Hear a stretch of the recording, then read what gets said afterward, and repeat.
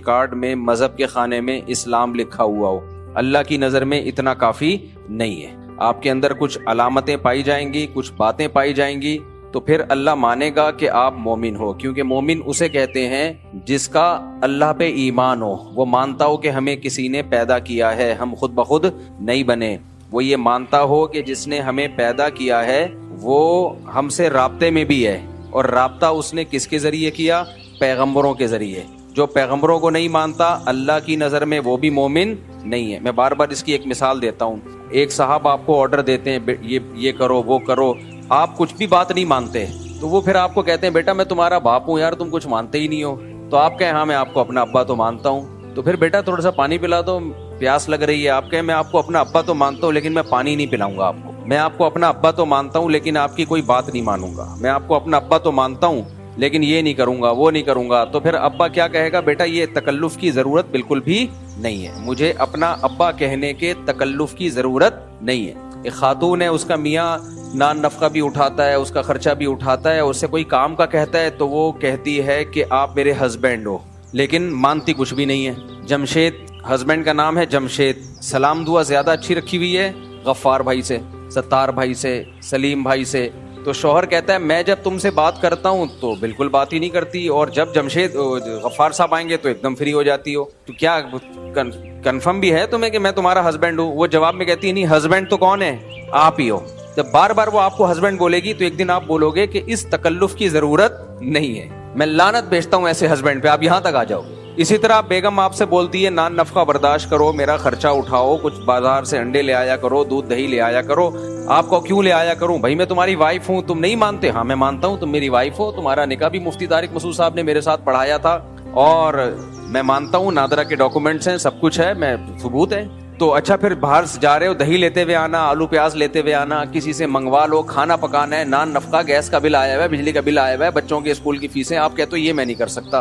پھر وہ کہے گی تو میں آپ کی بیوی نہیں ہوں. آپ جواب کو بیوی تو ہو بھائی. تو ایک دن غصے میں آ کے وہ بیوی کیا کہے گی؟ یہ جو مجھے اپنی وائف کہتے ہو اس تکلف کی ضرورت بولو نہیں ہے. دنیا میں کوئی بھی رشتہ، جب ہم کسی سے کوئی رشتے کا اظہار کرتے ہیں تو اس پہ کچھ نہ کچھ ذمہ داریاں عائد ہو جاتی ہیں. یہ دنیا میں انگریز وہ واحد قوم ہے جو ایک دوسرے سے رشتے کا اظہار بھی کرتے ہیں لیکن پھر بھی کسی کی کوئی ذمہ داری اٹھانے کے لیے تیار نہیں ہوتے. یہ پروٹوکول قدرت نے صرف انگریزوں کو دیا ہے. نہیں آئی سب بہت گہری بات کی ہے، جو بہت ہائی لیول کی بات ہوئی. یہاں وہ لوگ آیا کریں جن کی مینٹیلٹی عام پبلک سے بہت زیادہ اونچی ہے. درمیانے لیول کے لوگ نہیں آیا کریں. میری بات سن، بہت گہری بات کہہ دی میں نے. انگریزوں میں ریلیشن ہوتے ہیں، میاں بیوی کا ریلیشن بھی ہوتا ہے، گرل فرینڈ بوائے فرینڈ کا ریلیشن بھی ہوتا ہے، دوستی کا ریلیشن بھی ہوتا ہے. نہیں آئے بات ہوتا ہے نا. تو اب میاں بیوی کے ریلیشن میں کیا ہوتا ہے؟ شوہر کے ذمہ بیوی کا نان نفقہ نہیں ہے. ریلیشن دیکھو، یعنی بیوی شوہر سے یہ نہیں کہہ سکتی کہ گیس کا بل تم دو، بجلی کا بل تم دو، بلکہ دونوں آدھا آدھا دیں گے. سمجھ رہے ہو؟ شوہر بیوی سے یہ نہیں کہہ سکتا میرے سر میں درد ہو رہا ہے چائے بنا کے پلاؤ. اگر شوہر نے بیوی سے یہ کہہ دیا تو بیوی کے سر میں بھی درد ہونا شروع ہو جائے گا کہ مجھے یہ کیوں کہا، میں کوئی نوکرانی ہوں. تو اسی وجہ سے وہاں ہسبینڈ اور وائف کا مطلب پتہ ہے کیا ہوتا ہے؟ وہاں ہسبینڈ اور وائف کا مطلب ہوتا ہے کہ اتفاق سے دونوں ایک ہی گھر میں لائف گزاریں گے، اور اسی حسن اتفاق میں ایک آدھ بچہ بھی اگر پیدا کر لیں تو کوئی ٹینشن کی بات نہیں ہے. کوشش کریں گے مل کے پال لیں، آدھا تمہارا آدھا ہمارا وغیرہ وغیرہ. تو وہ ریلیشن کی ایسی کی تیسی. وہاں باپ بیٹے کا ریلیشن بھی ہوتا ہے، اگر باپ ہو تو پھر ریلیشن بھی ہوتا ہے، لیکن اس ریلیشن میں کیا ہوتا ہے؟ کوئی ایک دوسرے کے حقوق بولو نہیں، کچھ بھی نہیں. تو یہ ریلیشن نہیں ہوتا، یہ انڈیویجولزم ہے. آج کل ایک اور بدعت ہماری سوسائٹی میں چل پڑی ہے. ابا مر گئے، آپ کا کل کوئی پروگرام تھا، آپ اس پروگرام میں چلے گئے بڑے ہنسی خوشی، لوگ کہہ رہے ہیں دیکھو کیسا پروفیشنل آدمی ہے، اپنے پروفیشن کو اپنے تمام رشتوں پہ اس نے ترجیح دی ہے. ابا کی پرسوں یا کل ڈیتھ ہوئی ہے اور یہ کام پہ پہنچا ہوا ہے. Well done well done. یہ ہوتے ہیں عزم کے پکے. میرے بھائی ایک بات خوب اچھی طرح سمجھ لو، یہ جو انڈیویجولزم ہے نا، اس کو بہت بہترین نعروں میں اور خوبصورت شیرے میں ڈبو کے زہر کھلایا جا رہا ہے آپ کو. یہ اس کی علامت ہے. آپ کے ابا کا آج ڈیتھ ہوئی اور آپ آفس چلے گئے، اس کا مطلب یہ نہیں ہے کہ آپ اپنے آفس کے ساتھ مخلص ہو. اس کا مطلب یہ تمہارا اپنے باپ سے کوئی ریلیشن تھا ہی نہیں، جس کی موت پہ تمہیں اتنا بھی غم نہیں ہوا کہ تم ایک دن کی چھٹی کر لیتے. نہیں آئی میرا خیال ہے بات سمجھ میں. آج اس کو بھی بڑے اچھے الفاظ سے پیش کیا جا رہا ہے. باپ مر گیا ہے تو اس پہ کوئی فرق نہیں ہے، اس کا ڈرامہ اسی طرح سے چل رہا ہے. ایک ایکٹر نے اپنا بیان دیا، بہت پرانی بات ہے، اب غیبت نہیں ہوگی کسی کی. اس نے کہا میں ایک پروگرام میں تھا، میں ایکٹنگ کر رہا تھا، ڈرامہ بنا رہا تھا، مجھے اطلاع میرے باپ کی ڈیتھ ہو گئی ہے، لیکن میں نے اسی شو کو کنٹینیو رکھا. लोगों ने बड़ी क्लैपिंग की, वाह वाह जबरदस्त। भाई तेरे बाप की मौत हुई है, तेरा कोई रिलेशन नहीं है अपने बाप से, तेरे पांव से जमीन नहीं निकली सुन के। लेकिन ये जो सेकुलर लोग हैं, ये जो नाम नेहाद लिबरल लोग हैं ना, इनके जब आपस के रिलेशन खत्म हो गए, बाप बेटे का रिलेशन खत्म, माँ औलाद का रिलेशन खत्म, मियाँ बीवी का रिलेशन खत्म, तो इन्होंने ये मानने के बजाय कि हम हमारी और जानवरों की जिंदगी में फर्क खत्म हो गया है, ये मानने के बजाय उस रिलेशन के खात्मे पे लेबल बहुत अच्छा लगा दिया कि हम अपने प्रोफेशन से क्या हैं, मुखलिस। नहीं आ रही समझ में बात? तो बड़ा अच्छा लेबल लगा दिया। मैं इसकी फिर वही मिसाल देता हूं जो मैंने एक दफा बयान में दी थी, फिर मैं आगे चलता हूं। मैंने आपको बताया था ना, कनाडा में एक मौलाना साहब मुझसे मिले, 35 साल पहले वो कनाडा गए थे। तो 35 साल पहले उन्होंने बड़ी दीन की खिदमत की, तबलीगी जमात से उनका ताल्लुक था, बहुत अल्लाह ने उनको नवाजा। कहते हैं यहाँ लोगों को हलाल खाने को नहीं मिलता था। कह रहे 35 साल पुरानी बात है कि मैं एक हॉस्पिटल में गया तो एक खातून अंग्रेज औरत मेकअप में पूरी चमक छल्लो बनी हुई, वो लोग बनती नहीं है, उनके हिसाब से जो भी चमक छल्लो होता है वो बनी हुई आई हुई है हॉस्पिटल, और कह रही हैं कि गुस्से में बैठी हुई है। मैंने कहा क्या हो गया भाई? कहती हैं एक्चुअली मेरे हस्बैंड की डेथ हो गई है, तो डेथ हुई है, रात को अटैक हुआ है उसको, आज उसकी बॉडी को मैं हॉस्पिटल में लेके आई हूँ, कुछ साइन वगैरह मैंने करने, फिर ये लोग दफनाएंगे, तो साइन करवाने में मुझसे डिले कर रहे हैं, मुझे ऑफिस की देर हो रही है, और ये साइन करवाने में क्या कर रहे हैं? नहीं आई मेरा ख्याल है बात। कहते हैं मैंने कहा यार हमारा बाप की, ये हमारी औरत में शोहर की डेथ हो जाए, पहली बात वो ऐसे चमक छल्लो नहीं बनेगी वो, दूसरा कम से कम उस दिन तो ऑफिस से छुट्टी करेगी ना, क्या ख्याल है? उसके तो होश ही ठिकाने नहीं होंगे। मेरा मियाँ चला गया और मियाँ भी रात घर में साथ था, ये नहीं कि कोई मियाँ अलग रह रहा है और बीवी अलग, इकट्ठे रह रहे हैं। नहीं आई मेरा ख्याल है बात। इसलिए मेरे भाई मैं बार बार कहता हूँ, ये तुम मजहब को जो छोड़ रहे हो ना, मजहब से जो, इससे तुम्हें अय्याशी नहीं मिलेगी, इससे वाट लग जाएगी तुम्हारी, सही है ना? ऐसी मोहब्बतें मार्केट से क्या हो जाएंगी, शार्ट खत्म। कल तुम मरोगे, तुम्हारा बच्चा जा रहा होगा ऑफिस 3-piece सूट और टाई में, कह रहे भाई जो मरने वाला था मर गया, अब मैं क्या करूं। मेरे पास तो ऐसे ऐसे वाकयात हैं, होश उड़ा दें आपके। तो कहते हैं मैं हैरान कि यार तुझे कोई गम नहीं है। मैं ये नहीं कह रहा सारी अंग्रेज औरतें ऐसी होती हैं, गमजदा भी होती है, किसी का कोई भी रिलेटिव दुनिया से चला जाए कुछ ना कुछ गम तो होता है ना। लेकिन जब इस तरह के कुछ वाकयात सामने आना शुरू हो जाएं तो इससे इतनी बात तो पता चल जाती है कि फ्यूचर सबका यही है, क्योंकि जिस ट्रैक पे वो चल पड़े हैं ना, उस ट्रैक का अंजाम क्या है बोलो?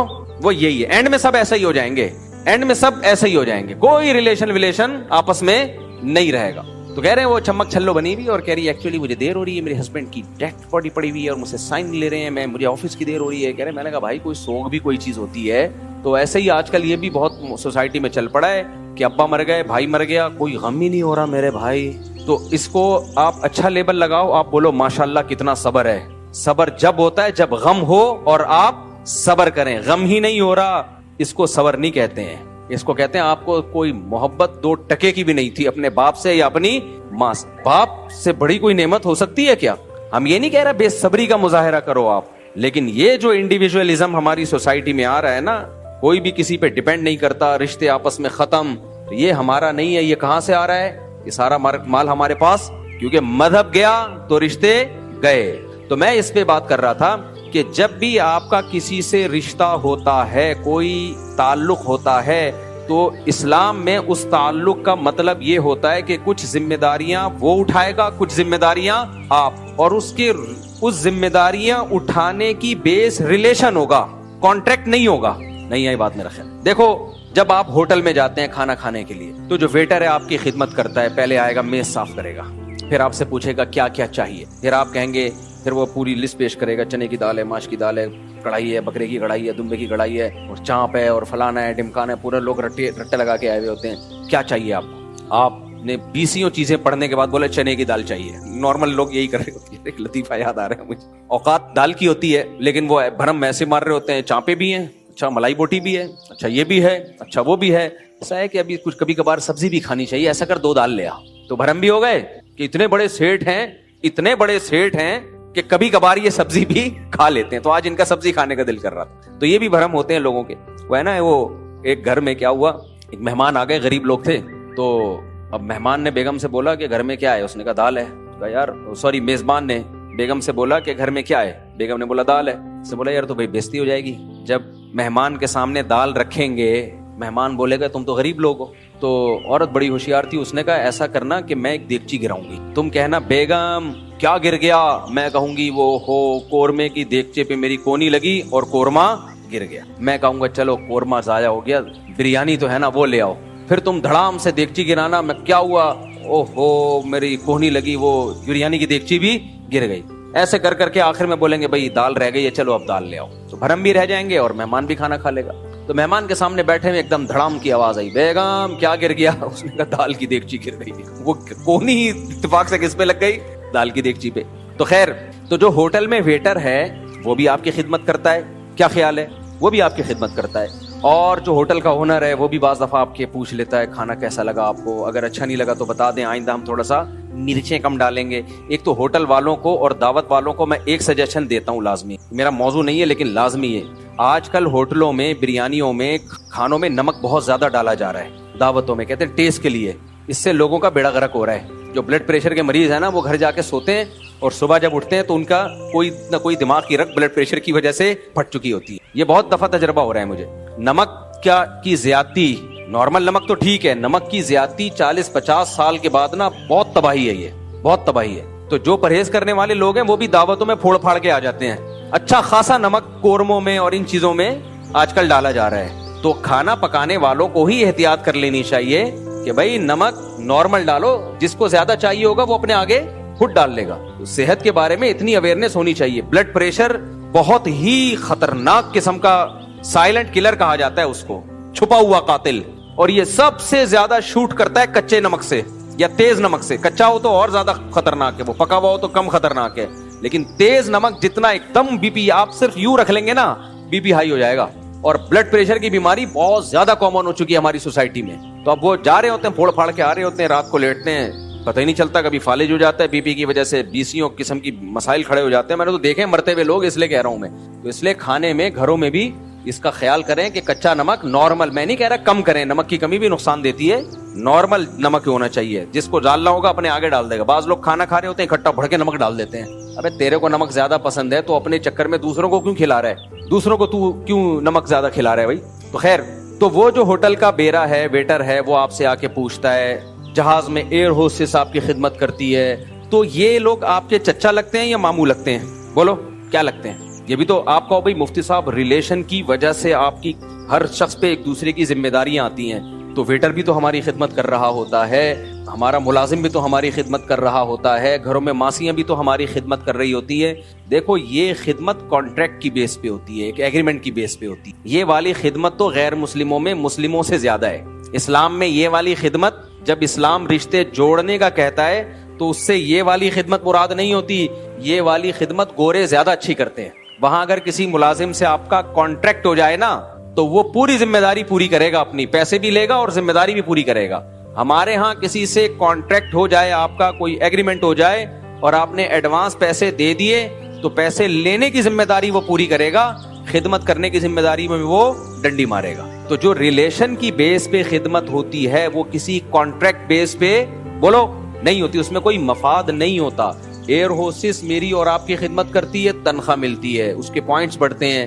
ویٹر میری اور آپ کی خدمت کرتا ہے, ہم سے آ کے کھانے پینے کا پوچھتا ہے, اس کی تنخواہ ہے. اسلام جس خدمت کا قائل ہے وہ ریلیشن بیسڈ ہوتی ہے, اس میں آپ کا کوئی ذاتی مفاد نہیں ہوتا. یہ والی خدمت غیر مسلموں میں ختم ہو گئی ہے. اب سمجھ میں آیا میں کیا کہنا چاہ رہا ہوں؟ تبھی ان میں باپ کی خدمت نہیں ہوتی, کیونکہ باپ سے کوئی کانٹریکٹ بولو نہیں ہوتا کہ ابا میں آپ کے پاؤں دباؤں گا, 15 منٹ تک دباؤں گا تو 15,000 ہوں گے ٹوٹل اس کے. اگر ابا کسی گورے کا ابا کہہ دے نا تو میرا سر دبا یا سر میں مالش کر, آدھے گھنٹے کے $100 تو وہ 1 گھنٹہ مالش کر دے گا, $200 کما لے گا. سمجھ رہے ہو؟ نہیں آئی میرا خیال ہے بات. اگر ان کی وائف, انگریز کی وائف مسز نیلسن بول دے کہ اگر تم نے مجھے چائے بنا کے پلا دی, میرے سر میں درد ہو رہا ہے, آج چائے تم بنا کے پلا دو تو اس کے $50 میں تمہیں دوں گی. تو ممکن ہے ہماری عورت اگر کہے کہ آپ چائے بنائیں تو میں $50 دوں گی, تو ہم 50 لے لیں اور چائے ویسی نہ بنائیں جیسی $50 بننی چاہیے, کیونکہ یہ معاہدوں میں ہم ڈنڈیاں مارتے ہیں.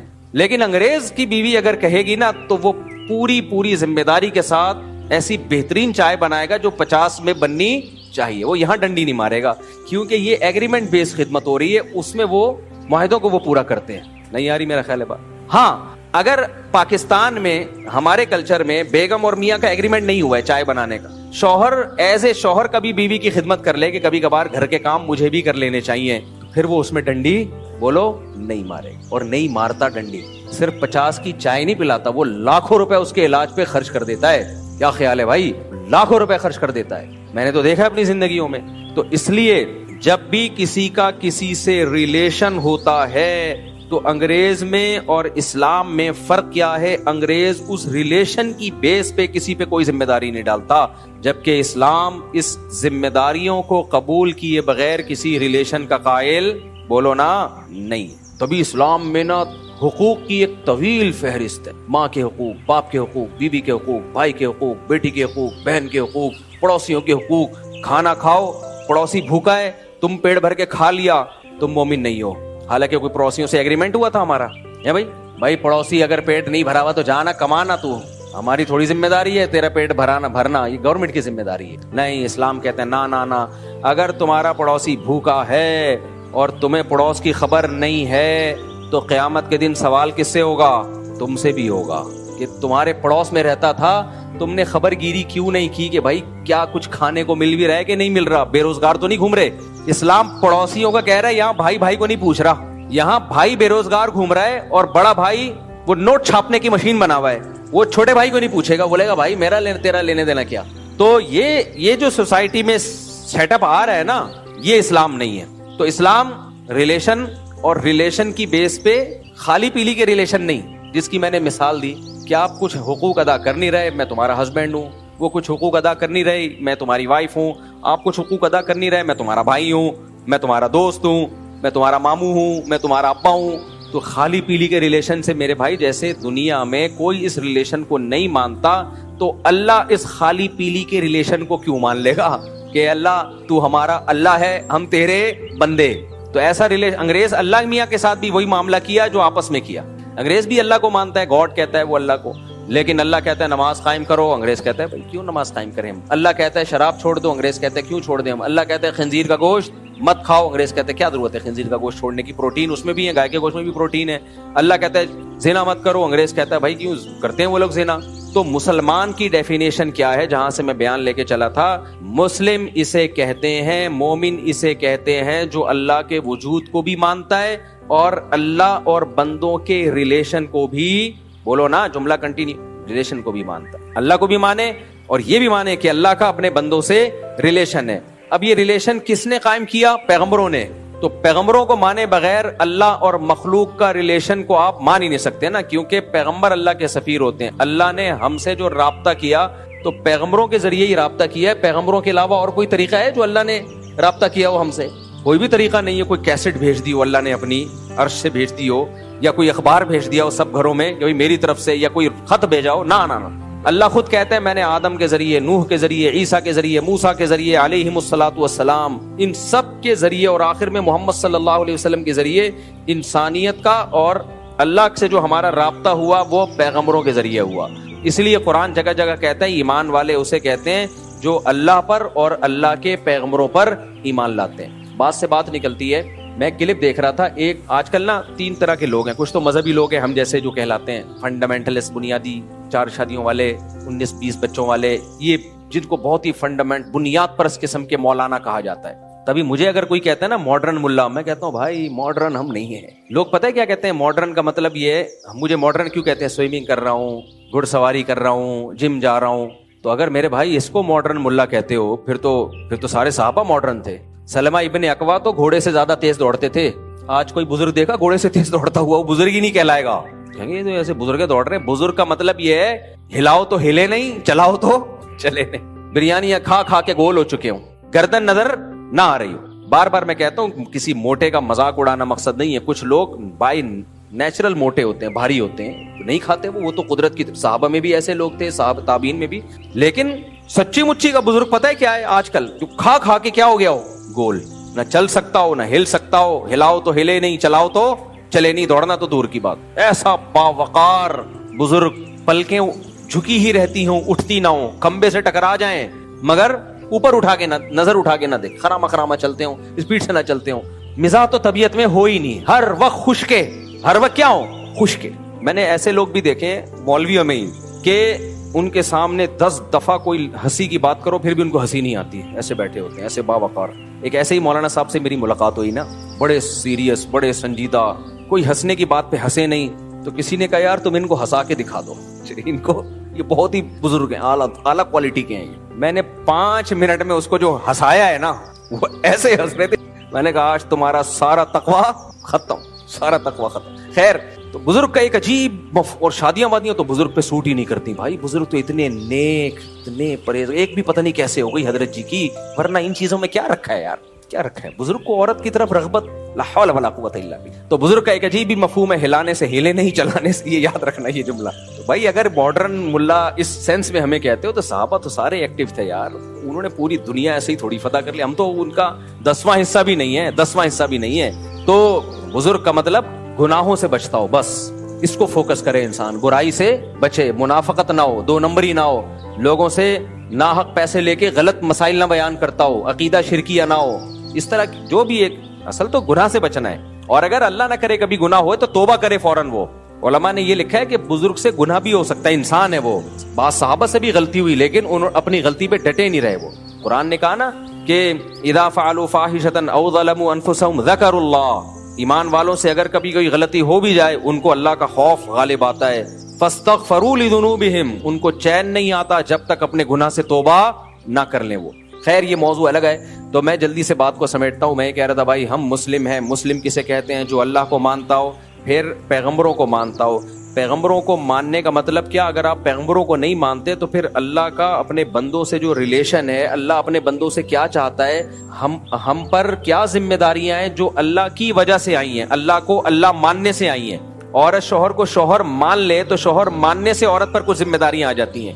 شوہر عورت کو اپنی بیوی مان لے تو ماننے کے بعد شوہر پر کچھ ذمہ داریاں آ جاتی ہیں. آپ کسی کو اپنا دوست مان لیں تو دوست ماننے کے بعد کچھ ذمہ داریاں آپ کے اوپر آ جاتی ہیں. آپ کسی کو اپنا بھائی کہہ دیں تو بھائی ماننے کے بعد کچھ ذمہ داریاں آ جاتی ہیں. اولاد مان لیں تو اولاد ماننے کے بعد کچھ ذمہ داریاں آ جاتی ہیں. ماں باپ مان لیں تو ماں باپ ماننے کے بعد. اسی طرح جب آپ کسی کو اللہ مان لیتے ہو، خدا مان لیتے ہو، تو بھی کچھ ذمہ داریاں آپ پہ لاگو ہو جاتی ہیں. انگریز کہتے ہیں کوئی ذمہ داریاں لاگو نہیں ہوتی، ہندو کہتا ہے کوئی ذمہ داریاں لاگو نہیں ہوتی، سکھ کہتا ہے کوئی ذمہ داریاں یا ہوتی ہیں بہت تھوڑی سی، لیکن اللہ کہتا ہے بہت ساری ذمہ داریاں لاگو ہوتی. تو اس لیے ایمان بالغیب کا ہمیں حکم ہے کہ ہم نے اللہ کو دیکھا نہیں، ایمان لانا ہے.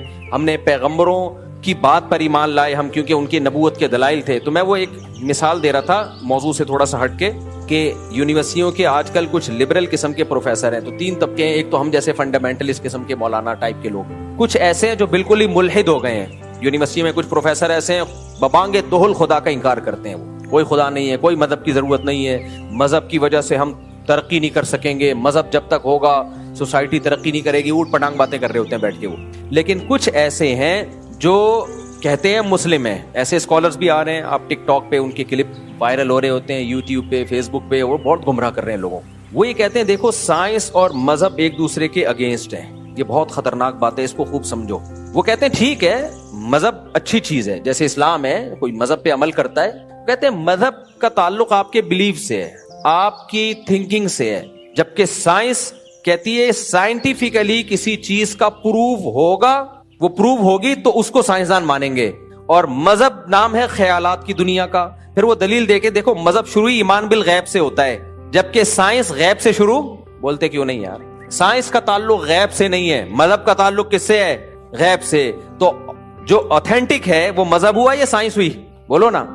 کوئی کافر نہیں بنا رہا آپ لوگوں کو، میں اس کی بات کو ایکسپلین کر رہا ہوں. بھائی جس کا تعلق مشاہدے سے ہے وہ تو زیادہ اوتھینٹک بات ہوئی نا. اور مذہب کا تعلق تو مشاہدے سے ہے ہی نہیں. مذہب تو شروع ہوتا ہے الذین یؤمنون بالغیب. ایمان والے متقیوں کی ڈیفینیشن میں پہلا لفظ ہی ہے جو غیب پر ایمان لاتے ہیں، جبکہ سائنس غیب پر ایمان نہیں لاتی. سائنس میں ہر چیز کو ثابت کرنا پڑتا ہے 2 اور 2 4 کی طرح، پھر وہ سائنسی حقیقت بنتی ہے. سمجھ میں نہیں آ رہی میرے بات؟ تو وہ کہتے ہیں مذہب اور سائنس بالکل ان کی بنیادیں ہی الگ الگ ہیں. اس کو کہتے ہیں کہ لفاظی کے ذریعے نا حق اور باطل کو خلط ملط کر دینا. باطل اور حق کو ایسے الفاظ جیسے انگریز نے، جیسے میں نے یہ نہیں کہا ابھی ابا مر گئے آپ آفس جا رہے ہیں، سب بولیں گے یار تیرا باپ کا جنازہ پڑا ہوا ہے، تجھے غم نہیں ہوا؟ کوئی تعلقات خراب تھے؟ تو آپ کہیں کہ پروفیشنلزم اسی کو کہتے ہیں. کام، قائد اعظم نے کیا فرمایا تھا؟ کام کام اور بس کام. قائد اعظم یہ نہیں فرمایا تھا ابا ابا کہاں سے لبا، ابا ابا اور بس ابا، یہ فرمایا تھا قائد اعظم نے؟ باپ باپ اور بس باپ؟ قائد اعظم کہہ کے گئے تھے کام کام اور بس کام۔ میں قائد اعظم کی نصیحت پہ عمل کر رہا ہوں، باپ مر گیا آج بھی کام پہ آ رہا ہوں میں۔ تو بھائی یہ خلط مبحث ہے۔ قائد اعظم کے بھی فادر کا جیسے انتقال ہوا تھا نا، وہ بھی جاب پہ نہیں گئے ہوں گے، وہ بھی چھٹی کر کے غم کی وجہ سے وہ بھی نڈھال ہو گئے ہوں گے۔ وہ یہ کیوں کہیں گے بھائی کہ کام کام کا اور بس کام کا یہ مطلب ہے؟ کام کام اور بس کام کا مطلب یہ کہ سستی میں کام نہ چھوڑو، سستی میں کام نہ چھوڑو۔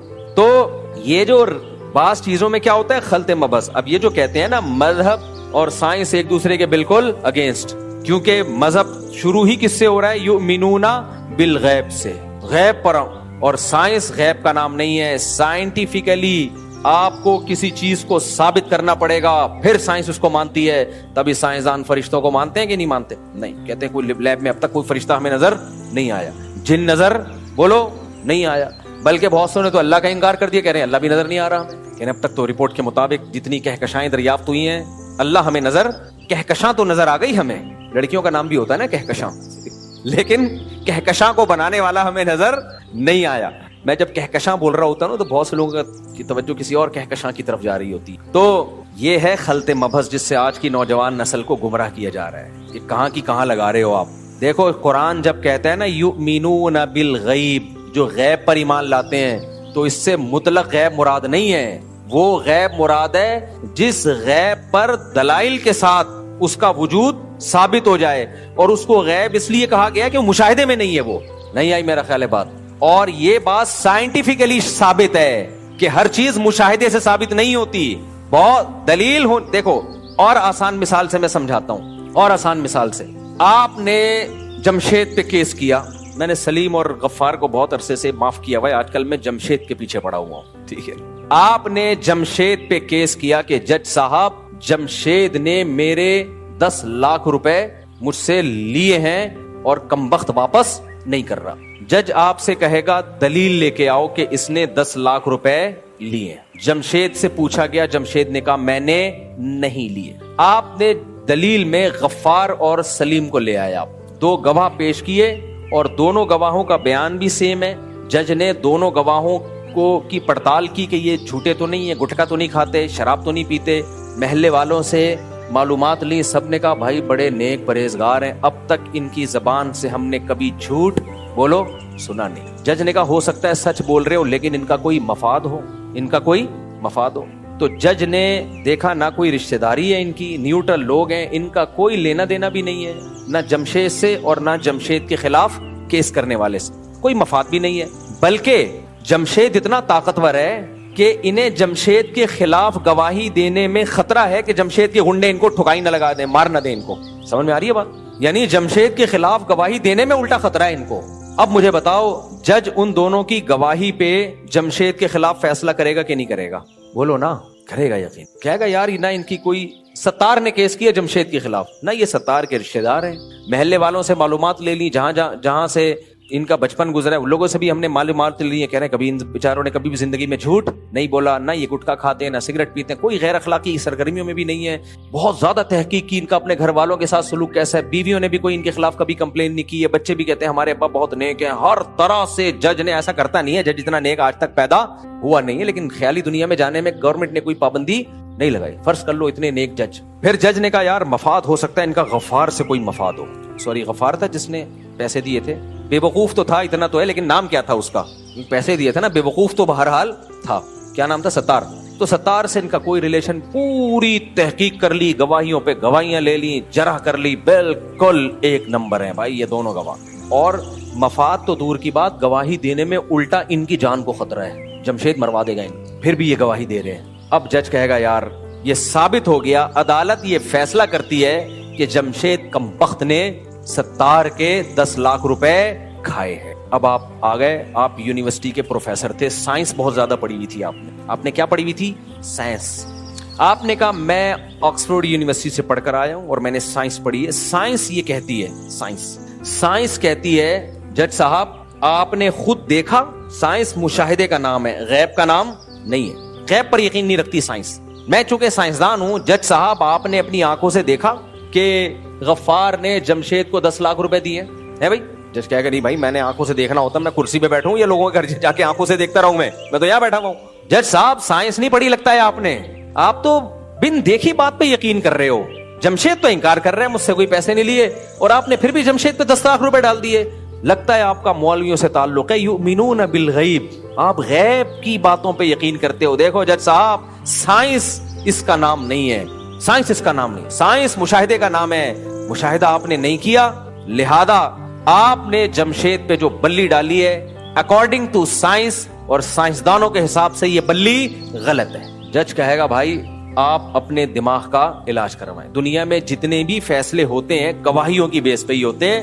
ہاں گواہوں کے بارے میں دیکھا جاتا ہے جھوٹے ہیں یا سچے, اور گواہوں کا مشاہدہ ہے کہ انہوں نے جمشید کو لیتے ہوئے دیکھے ہیں. اب ہر شخص کا مشاہدہ کرنا ضروری نہیں ہے, گواہوں کا مشاہدہ کافی ہے.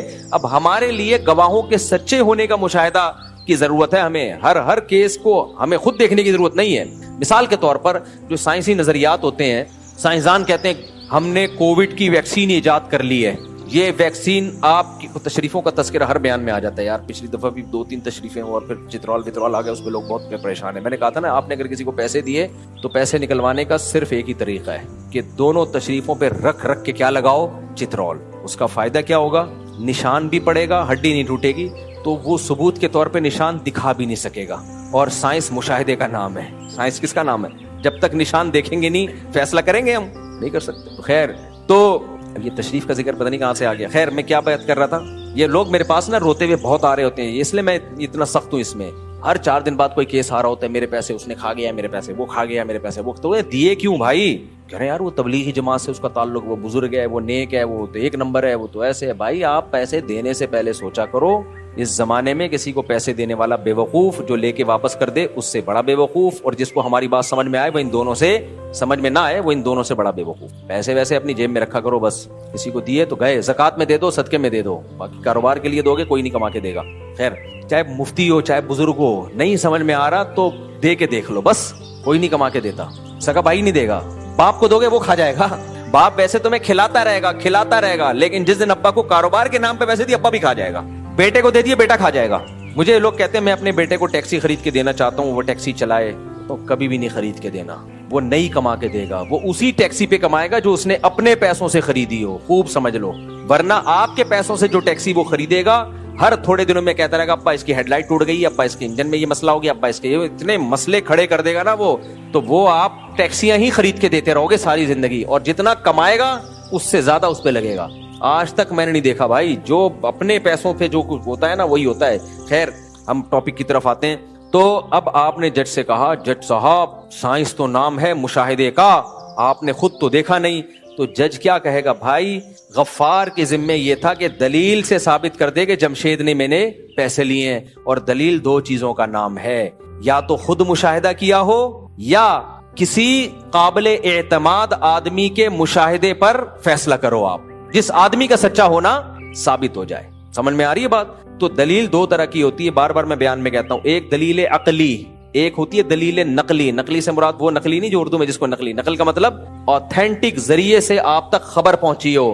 تو اس کو غیب اس لیے کہا جاتا ہے کہ ہم نے خود نہیں دیکھا, لیکن یہ وہ غیب نہیں ہے کہ اٹکل پچو کہ اس کے پر کوئی دلیل ہی نہیں ہے, بلکہ یہ وہ غیب ہے جس کے برحق ہونے پر دلائل کے انبار لگے ہوئے ہیں. تو اللہ کہتے ہیں ایسے غیب پر ایمان نہ لانے والا ہٹ دھرم اور ضدی ہے. مسلمان ہٹ دھرم اور ضدی نہیں ہوتا. جب وہ پیغمبروں کے مشاہدے اور آسمانی کتابیں جن کے دلیل سے جن کا برحق ہونا ثابت ہے, ان کتابوں نے کوئی خبر اگر دے دی ہو تو یہ ایمان لے آتے ہیں. یہ نہیں کہتے کہ سائنس سے یہ بات ثابت نہیں ہے. یہ ایسے ہی ہٹ دھرمی ہوگی جیسے جج کہے کہ جمشید صاحب گواہوں سے تو ثابت ہو گیا ہے کہ آپ نے غفار سے پیسے لیے, لیکن سائنس سے یہ بات ثابت نہیں ہے. تو غفار کہے گا جج سے کہ میں نے تیرے جیسا ہٹ دھرم اور ڈھیٹ آدمی دنیا میں دیکھا نہیں ہے, اور ظالم بھی ہے تو. اللہ بھی کہتے ہیں کہ ایمان والے غیب پر ایمان لاتے ہیں, تو اس سے مطلق غیب مراد نہیں ہے, وہ غیب جو ہماری نظروں سے چھپا ہوا ہو لیکن اس کے وجود پر پیغمبروں اور آسمانی کتابوں جیسی مضبوط دلیلوں سے ثبوت قائم ہو چکے ہوں. تو میں اس کی ایک مثال دے رہا تھا کہ دیکھو کووڈ میں ہم لوگوں نے جا کے ویکسین لگائی, سب مسلمانوں نے لگائی, کسی نے رائٹ سائڈ پہ کسی نے لیفٹ سائڈ پہ لگائی. تو کیا ہم نے مشاہدہ کیا کہ یہ ویکسین کووڈ کے علاج کے لیے بہترین ہے؟ ہم نے مشاہدہ کیا ہے بھائی؟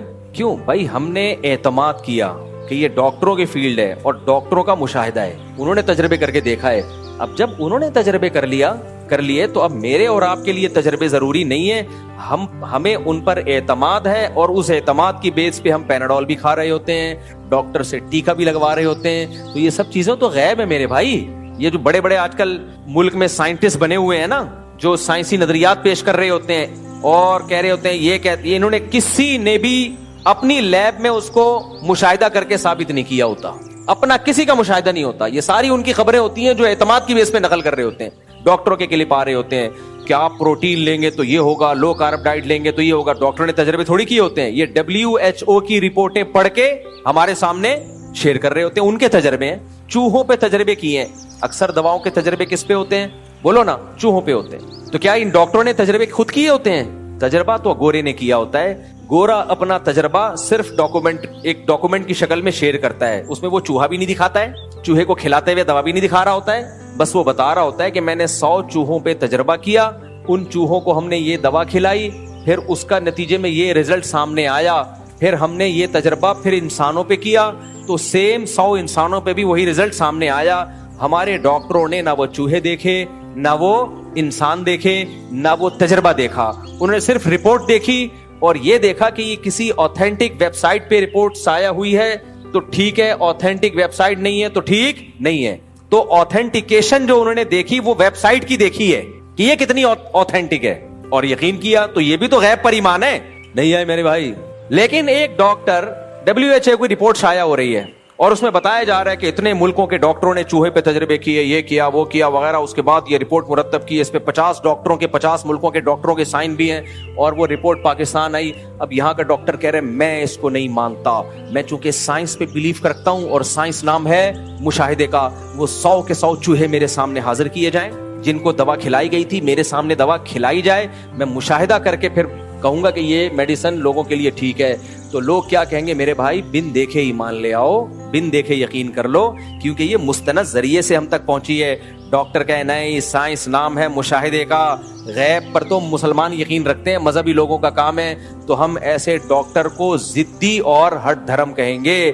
اس کے علاوہ ہمارے پاس کوئی آپشن، کوئی اور گالی نہیں ہے۔ مسجد میں اتنی ہی گالی دی جا سکتی ہے، خوشبو لگا کے آؤ گے تو ایسے ڈاکٹروں کے لیے گالیوں کی پوری ایک لسٹ ہوگی ہمارے پاس کہ تو پاگل ہے کہ WHO کے بڑے بڑے ڈاکٹر تجھے بلائیں اور وہ چوہے بھی دکھائیں اور تجربے بھی کرائیں۔ سب غیب پر ایمان لے کر آتے ہیں۔ ہم ڈاکٹر کے پاس گئے، ٹیکا لگا دیا، نہ ہم نے دیکھا کہ سرنج میں ہے کیا، تبھی تو کئی لوگ اس غیب کے چکر میں مر بھی گئے، غلطی سے غلط ٹیکا لگا دیا ڈاکٹر نے۔ کووڈ کم کہہ دیا ڈاکٹروں نے کورونا بیماری ہے، ہمیں تو نہیں پتا تھا، ہم نے مان لیا بھائی بیماری ہے۔ ٹیکے لگوانا بھی لوگوں نے شروع کر دیا، حالانکہ ان ٹیکا لگتے ہی کچھ لوگ دنیا سے چلے بھی گئے، پھر بھی ہم نے کہا یار وہ حسن اتفاق سے چلے گئے ہوں گے۔ تو یہ تو سب غیب ہے۔ تو مذہب میں بتا رہا ہوں نا کہ کس طرح سے پروفیسر لوگ گمراہ کرتے ہیں، کہتے ہیں مذہب نام ہے غیب پر، تو غیب جو ہے وہ تو چھپی ہوئی چیز ہے، تو وہ ایک آپ کا اپنا بلیو ہے، آپ رکھو نہیں رکھو آپ کی اپنی عقیدت ہے، اور سائنس کس کا نام ہے؟ مضبوط دلائل کا نام۔ لہذا سائنسدان جو ہوتا ہے نا وہ ویلڈ بات کر رہا ہوتا ہے، یہ مذہبی لوگ ہوائی باتیں کر رہے ہوتے ہیں۔ مذہب نام ہی ہوائی باتوں کا ہے، ہوگا مذہب نام ہوائی باتوں کا، لیکن اسلام ہوائی باتوں کا نام بولو نا نہیں ہے، بلکہ اسلام تو بغیر دلیل کے جو بات کرے اس کو پرلے درجے کا احمق اور پرلے درجے کا بے وقوف قرار دیتا ہے۔ اسلام تو نام ہی دلائل کی دنیا کا ہے۔ دیکھو قرآن الحمد سے لے کے والناس تک آپ لوگ بھی اتنا قرآن تو آتا ہے نا، افلا تعقلون، افلا یعقلون، افلا تتفکرون، یہ لفظ ہے نا قرآن میں۔ بھائی جب تراویح پڑھتے ہو تو یعقلون تعقلون تو سمجھ میں آتا ہے نا، کیا خیال ہے بھائی؟ بلکہ زیادہ تر کو تو یہی سمجھ میں آ رہا ہوتا ہے، یعقلون تعقلون اللہ اکبر، کبھی تعقلون پہ اللہ اکبر، کبھی یعقلون پہ اللہ اکبر۔ تو یعقلون عقل سے نکلا ہے، تتفکرون غور و فکر سے نکلا ہے۔ تو اسلام تو الحمد سے لے کے والناس تک عقل استعمال کرنے کا حکم دیتا ہے آپ کو۔ الہم ارجل یمشون بہا، اللہ کہتے ہیں جن پتھروں کو پوچھتے ہو کیا ان کی ٹانگیں ہیں جن سے یہ چل سکتے ہیں؟ کیا ان کے ہاتھ ہیں جن سے یہ پکڑ سکتے ہیں؟ کیا ان کے پاس دل ہے جس سے یہ سوچ سکتے ہیں؟ کیا ان کی آنکھیں ہیں جن سے یہ دیکھ سکتے ہیں؟ تو مشرکین کہہ سکتے تھے کہ آپ بھی تو غیب پر ایمان کا حکم دیتے ہو، اے محمد صلی اللہ علیہ وسلم آپ بھی تو کہتے ہو کہ غیب پر ایمان لاؤ، تو ہم بھی، ہمارے بزرگوں نے کہہ دیا غیب پر ایمان لے آئے، ہمارا بلیو ہے کہ یہ ان کی ٹانگیں نہیں ہیں پھر بھی چل سکتے ہیں، ان کے ہاتھ نہیں ہیں پھر بھی پکڑ سکتے ہیں اور یہ ہماری بگڑی بنا سکتے ہیں، کیونکہ مذہب نام ہے غیب پر ایمان کا. نا نا نا نا بھائی، ایسا غیب جس کے پیچھے کوئی دلیل نہ ہو، اس غیب پر ایمان کا نام مذہب نہیں ہے. یہ اسلام کے کھاتے میں زبردستی آج کل کے کچھ نام نہاد اسکالرز نے ایک چیز اسلام کے کھاتے میں ڈال دی ہے. سمجھتے ہو کہ نہیں سمجھتے ہو؟ تو اسلام تو بغیر دلیل کے بات کرنے پر پابندی لگاتا ہے، بغیر دلیل کے بات کرنے پر پابندی لگاتا ہے. ان فی خلق السماوات والارض واختلاف اللیل والنہار لآیات لأولی الالباب. اللہ کہتے ہیں زمین آسمان کی پیدائش میں، دن اور رات کے عدلنے بدلنے میں نشانیاں ہیں عقل مندوں کے لیے. جو ہوائی باتوں پہ ایمان لاتے ہیں وہ عقل مند ہوتے ہیں یا بے وقوف ہوتے ہیں؟ تو بے وقوف ہوتے ہیں. ہاں پھر سوال پیدا ہوتا ہے پھر قرآن نے یہ کیوں کہا کہ غیب پر ایمان لاتے ہیں؟ قرآن شروع میں یہی کہہ دیتا کہ اس غیب پر ایمان لاتے ہیں جو دلیل سے ثابت ہو. دیکھو قرآن کی منشا تو یہی ہے کہ وہ غیب جو دلیل سے ثابت ہو، لیکن قرآن نے غیب کا تذکرہ اس لیے کیا ہے کہ مادہ پرست لوگ ہمیشہ سے مذہبی تعلیمات کی مخالفت اسی بیس پہ کرتے رہے ہیں کہ اس کا ہمیں مشاہدہ نہیں ہے، یہ ہمیں نظر نہیں آتا. میں مثال سے بات سمجھاتا ہوں، آپ لوگ حاضر ہیں نا، تھکے تو نہیں ہیں؟ مثال سے بات وہی آ جائے ہم جمشید ستار کی طرف، جو جج والا فیصلہ. جج نے جمشید کے خلاف فیصلہ دیا 2 گواہوں کے سامنے، 2 گواہوں کو بنیاد بنا کے کہ یار یہ سارے دونوں گواہ، کیا نام رکھا تھا ہم نے گواہوں کا؟ غفار اور سلیم. ستار تو وہ تھا جس بے وقوف نے پیسے دیے تھے جمشید کو. پیسے جب بھی کوئی دیتا پتہ نہیں میرے منہ سے خود بخود بے وقوف کا لفظ نکل جاتا ہے. ستار تو وہ تھا جس نے بے وقوفی میں جمشید کو پیسے دیے. تو اسی مثال کی طرف ہم آ جاتے ہیں. اب جج نے بولا کہ یار یہ 2 گواہ ہیں، یہ کہہ رہے ہیں، تو میں نے ستار کے حق میں فیصلہ کر دیا. جمشید کہہ رہے میں اس فیصلے کو نہیں مانتا کیونکہ جج صاحب تم نے اپنی آنکھوں سے دیکھا ہے، تم تو غیب کی باتیں، غیب پر ایمان لے کر آ رہے ہو. تمہیں 2 گواہوں نے کہہ دیا کہ اس نے پیسے دیے ہیں اور تم نے مان لیا. تو یہ جو جمشید جج کا انکار کر رہا ہے، جج کے فیصلے کو نہیں مان رہا، کس بیس پہ؟ کہ جج نے اپنی آنکھوں سے دیکھا نہیں ہے. تو ہم ایسے موقع پہ کیا کہیں گے کہ جمشید کو چونکہ کیس ماننے کی صورت میں پیسے دینے پڑ رہے ہیں، لہذا جمشید نے ایک بہانہ تراشا ہے اور ایک عذر تلاش لیا کہ جج نے اپنی آنکھوں سے نہیں دیکھا ہے، اور دلیل وہی ہوتی ہے جو مشاہدے سے ثابت ہو. تو یہ ہٹ دھرمی جمشید کی طرف سے کہلائے گی.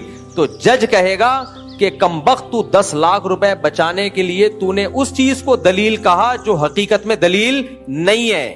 یعنی تو نے کہا دلیل نہیں ہے کا مطلب یہ ہے کہ تو نے بلا وجہ کی ایک دلیل میں شرط لگا دی ہے کہ جج بھی مشاہدہ کرے. تو اسی طرح یاد رکھو، جو لوگ بھی خدا کا انکار کرتے ہیں، جو لوگ بھی اللہ کی باتوں کا انکار کرتے ہیں، اللہ نے کہا فرشتے بھی ہیں، اللہ نے کہا جنات بھی ہیں، اللہ نے کہا جنت بھی ہے، اللہ نے کہا جہنم بھی ہے، اللہ نے کہا مرنے کے بعد قبر کا عذاب بھی ہے، قبر کا ثواب بھی ہے. بھائی اللہ کہہ رہے ہیں نا، اللہ کی حیثیت تو دنیا کے سارے گواہوں سے زیادہ ہے. تو اب شہوت پرست آدمی کو یہ سب چیزیں ماننے میں بڑی ٹینشن ہے. شہوت پرست جو مادہ پرست لوگ ہیں، جنہوں نے دنیا میں آنا ہی، جو کہتے ہیں ہم آئی دنیا میں عیاشی کے لیے ہیں، ہم نے کوئی اللہ کے حقوق ادا نہیں کرنے، تو وہ پھر یہ بہانہ تراشتے ہیں، کہتے ہیں اللہ کو کیا تم میں سے کسی نے دیکھا ہے بھائی؟ دیکھا ہے اللہ کو؟ نہیں دیکھا نا بھائی. سائنسدان تو کہتے ہیں جو چیز نظر آئے اس پہ بلیو رکھو، اللہ کو ہم میں سے کسی نے دیکھا نہیں ہے. ایک انڈیا کا ایک موٹیویشنل اسپیکر ہے، بہت ہی ہٹ ہے، میں نام نہیں لیتا اس کا. وہ لوگوں کو کیسے گمراہ کر رہا تھا، وہ کہہ رہا بتاؤ بھگوان کو تم میں سے کس نے دیکھا ہے؟ کسی نے کہا ہم نے تو کسی نے بھی دیکھا. اس نے کہا اچھا فلاں کو ایک کوئی فیکٹ ہے، سائنسی حقیقت ہے، اس کا تجربہ کن لوگوں کو ہے؟ تو سب نے کہا ہم سب کو ہے.